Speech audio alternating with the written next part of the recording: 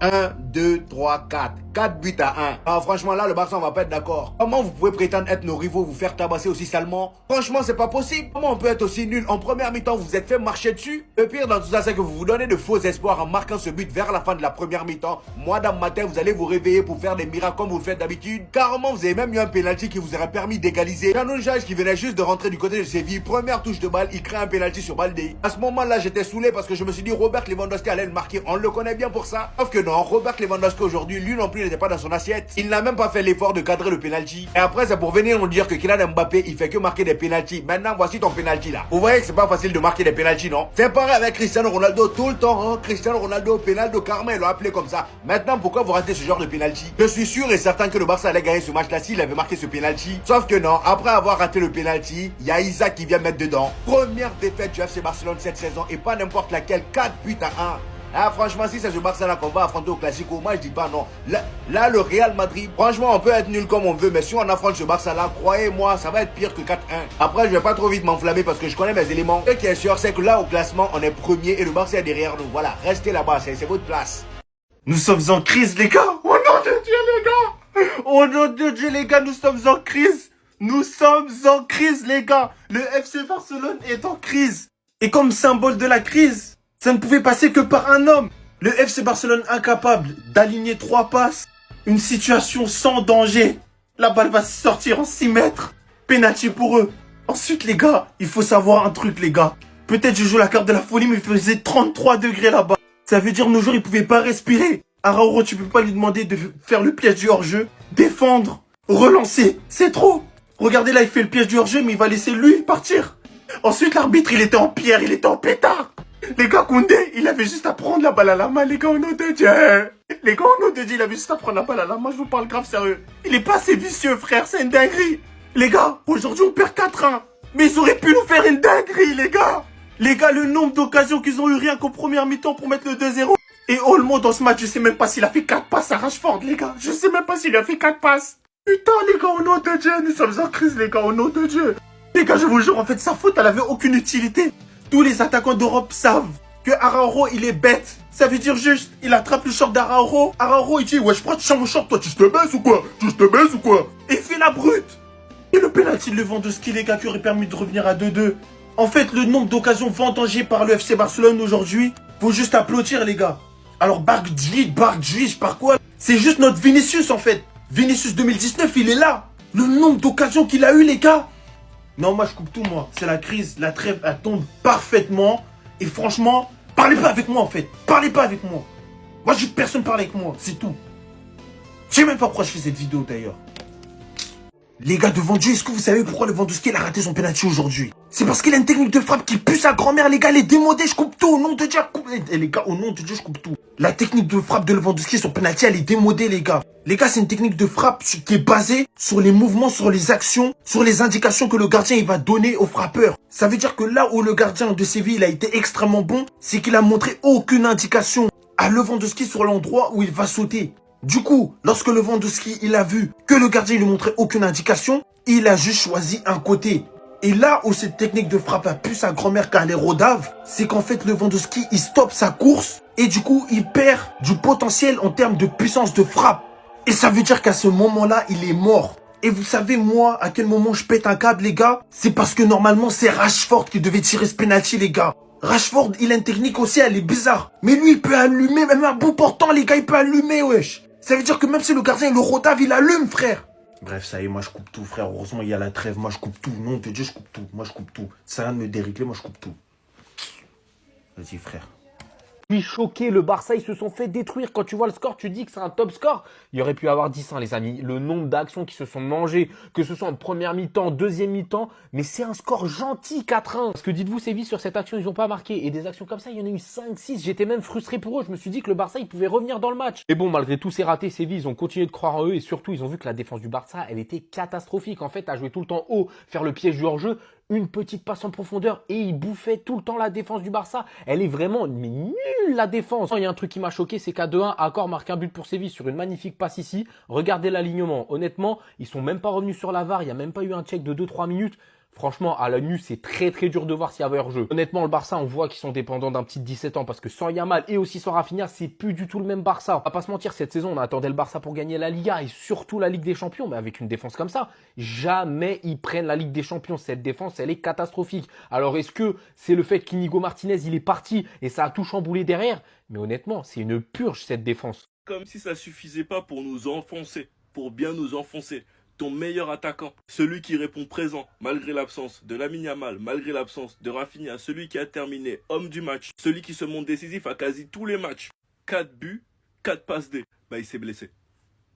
En fin de match, il s'est blessé. On l'a vu au sol. Franchement les gars, je vais pas vous mentir, cette saison elle va être longue et on la commence déjà très mal. Avec 3 résultats négatifs, une défaite face à Séville, une défaite face au PSG et un match nul face au Rayo Vallecano et surtout avec un tas de blessés. Rafinha, Lamine, Rashford, Garcia, Gavi, Fermin. Les gars, le cauchemar va durer combien de temps? Franchement les gars, j'espère qu'au retour de la trêve ce sera différent. Moi je vous l'avais dit concernant Marcus Rashford, il n'y a pas un monde où ce joueur ne réussit pas au FC Barcelone. Et il est simplement en train de le prouver, alors qu'il n'est pas du tout mis dans les meilleures conditions, car le Barça n'a pas encore bien démarré avec tous ses titulaires. J'espère vraiment que Rafinha et Yamal vont revenir en forme, afin qu'on puisse aligner les 3 devant, pour prendre du plaisir devant le flickball. Enfin bref, pour l'instant là c'est terrible, c'est la défaite la plus humiliante sous l'ère flic. Enfin bref, sinon vous les gars, vous en pensez quoi? Rendez-vous sur Snap Instant, on s'ennuie. Donc avant chaque trêve, le dernier match, on va se faire torcher. C'est comme ça. Face au Rayo Vallecano, c'était un match avant la trêve. On fait match nul. Aujourd'hui, face à Séville, on mange 4-1. On mange 4-1. Au bout d'un moment, les gars, c'est énervant. Séville ont vu qu'on était boiteux au dernier match face au PSG. Et ben, ils en ont profité. Ils ont joué les coups à fond, avec une tactique précise qui nous a mis dans la D. Villarreal, ils auraient pas pu s'inspirer et faire la même chose hier. Je suis désolé, les gars, mais cette défaite, elle est pour flic. Parce qu'il y a des statuts, à un moment, il doit les bouger. En commençant par Dani Olmo, qui est tout simplement fantomatique. Il sert à rien. On joue à 10. On joue à 10. Si Flick veut garder Araujo et jouer dans les meilleures conditions, il doit arrêter sa ligne haute. Parce qu'il met dans la merde tous les défenseurs. Quand Ferran et Lewandowski sont sur un même terrain ensemble, ben les deux ils se marchent dessus. C'est l'un ou l'autre. On a très bien vu que Rooney Bardi, quand il est rentré, certes il a raté, mais il apportait beaucoup plus de profondeur. Koundé, de toute façon, dès que le match il est pas à 21h, il est pas réveillé, il est endormi. On le connaît déjà. Entre le penalty raté de Lewandowski, entre le face-à-face raté de Rooney Bardi, entre les problèmes qu'on a en défense, le manque d'intensité dans le pressing, la putain de ligne haute qui se fait défoncer par tout le monde, et Alexis Sanchez qui marque contre nous et qui célèbre, c'est la défaite la plus humiliante de l'ère flic. Enfin bref, sinon vous les gars, vous en pensez quoi? Ramenez-nous sur ta patience en nu. Vous voyez pourquoi c'est pas bon de parler trop tôt? Il y a quelques jours, le frère d'Araujo a fait une story pour expliquer « Voilà, vous allez blâmer qui maintenant? Araujo à cause de la défaite face au PSG ?» Le match d'après, pour une mi-temps, son frère est énormément en train de se faire critiquer à cause de cette faute que je trouve personnellement très sévère. À vous d'interpréter, c'est pour vous, il y a penalty, pour moi personnellement c'est sévère. À cause de son comportement suite à cette faute. Sachant que sur le deuxième but de Séville, c'est lui qui suit pas l'alignement, donc qui couvre le hors-jeu. Personnellement, moi je ne vais même pas blâmer Araujo. Je pense que Eric Garcia va rentrer en deuxième mi-temps. Mais je blâme Flick qui expose Araujo, qui le force à jouer d'une manière dont il ne sait pas jouer. On voit très bien les gars que ce début de saison, le piège du hors-jeu, ça nous handicape. On voit très bien que la saison dernière, dans nos grands matchs, ce qui nous a handicapé, c'est aussi le piège du hors-jeu. Face à l'Inter, vu le nombre de buts que le Real nous ont mis, face au Real, face à l'Atlético, et là il y a quelques jours face au Paris Saint-Germain. Le piège du hors-jeu nous handicape plus qu'autre chose, parce que maintenant nos adversaires ont compris comment ça fonctionne. Et quand tu regardes que toutes les équipes de Liga arrivent à te mettre mal ce début de saison à cause de ce piège, et que surtout ton capitaine c'est Araujo, faut le mettre dans les meilleures conditions possibles, quitte à abandonner ce piège du hors-jeu. Il t'handicape plus qu'autre chose. Parce que je reste convaincu que si tu mets Araujo dans les meilleures conditions, il pourrait être le meilleur et le leader de cette défense. Enfin bref, sinon vous les gars, vous en pensez quoi? Ramenez-nous sur ta patience en nu. Allô, oui, Dana White? Oui, j'ai trouvé un concurrent pour aller affronter Shema F. Araujo, grand, agile, se sert très bien de ses mains, voilà. Il est bon à la bagarre. Tu me dis quand tu veux, on te l'envoie. Non, parce que oui, les gars. Parce que oui, les gars. C'est quoi ça? Araujo! J'ai pas vu plus stupide comme défenseur, je le jure, au FC Barcelone de toute ma vie. J'ai pas vu pire que lui. Le joueur, il est dans une position où il est plus dangereux. Tu vas leur donner un penalty! Moi, j'ai compris. Ta profession, c'est pas le football. C'est pour ça! C'est pour ça! Répéter 1 million de fois, Araujo n'est pas quelqu'un que tu peux inclure dans le système! Regardez! C'est pas fait pour lui, les gars. Il se focalise trop sur cette ligne-là. Il oublie le marquage sur le joueur. Vous allez lui trouver quoi comme excuse, là, cette fois-ci? Vous allez lui trouver quoi comme excuse? C'est pas la faute du piège du hors-jeu sur cette action. C'est lui qui provoque volontairement le penalty. J'ai marre de ce mec-là. j'en ai ma patate, j'en ai ma claque. Il est nul. Nos défenseurs aujourd'hui, ils se sont fait bouffer. Araujo Cubarsí, ça doit plus jamais voir le jour. C'est la pire paire de défenseurs centraux de l'histoire du FC Barcelone. Je le dis.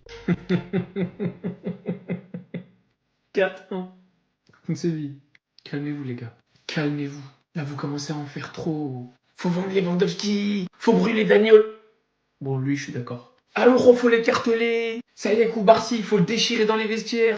Oh, 2 matchs. 2 matchs. Le Barça a perdu 2 matchs cette saison. On est qu'en octobre. Il manque Rafinha, Lamine Yamal, Gavi, Yohan Garcia, Balde qui revient de blessure. Derrière, Chesney, il fait une grosse première mi-temps. Tout le monde lui chie dessus parce qu'il prend des buts. Alors, vous avez envie de vendre son âme. Alors qu'il me semble, si je dis pas de bêtises, qu'il sort à la 46e et qu'on en prend 2 en son absence, ils étaient forts. Ils étaient plus forts. On n'avait qu'à marquer. On n'avait qu'à arrêter de rater. Lewandowski qui rate tout le péno, Rooney. Parce que statistiquement, on cadre 8 tirs. Cette tendance à toujours dramatiser. L'année dernière, on n'a pas vécu la même chose. On était devant le Real avec je sais plus combien de points d'avance. Derrière, on a un mois de novembre noir. On est 2e avec je sais plus combien de points de retard. On a été champion.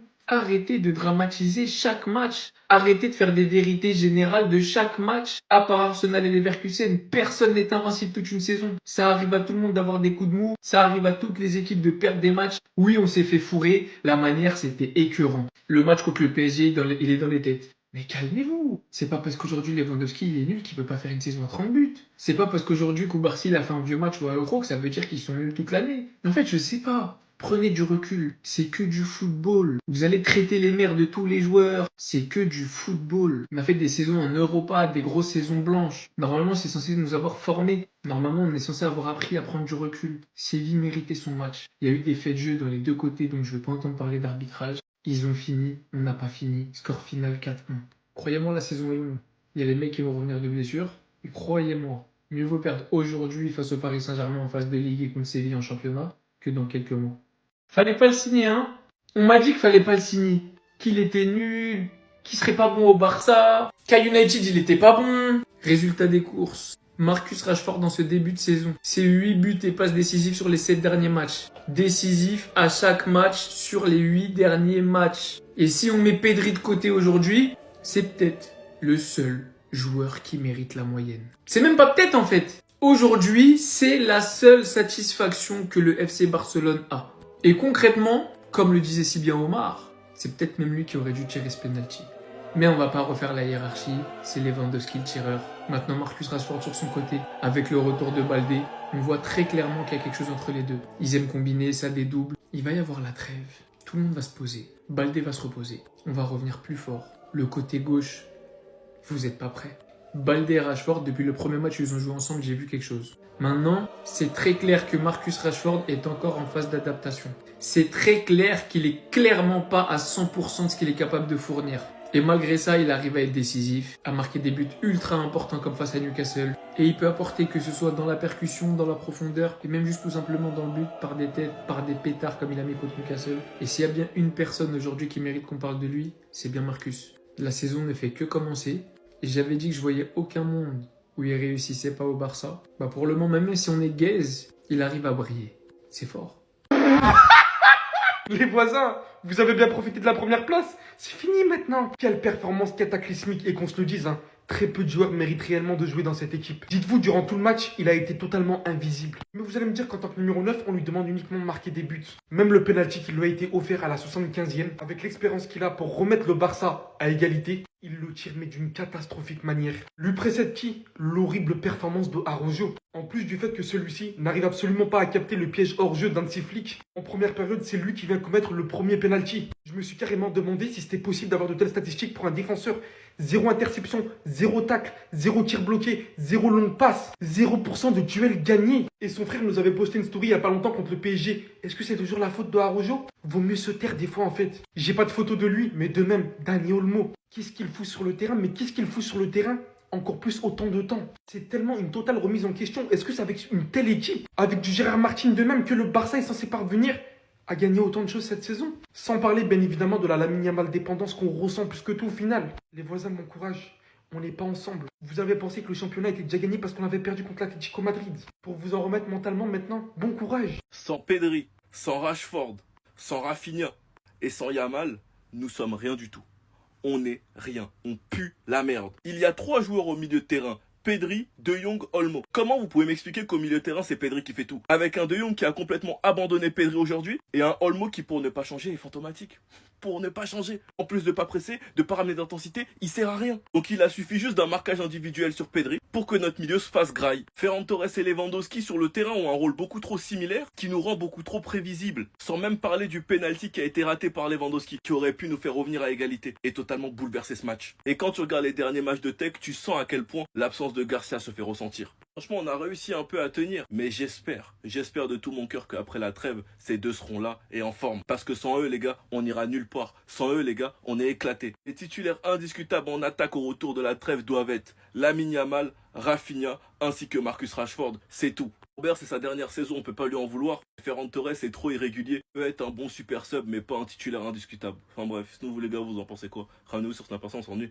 Olmo a été payé 60 millions, sachant que c'est un joueur de ton centre de formation, c'est le numéro 10 titulaire au FC Barcelone. Ton numéro 10, c'est lui.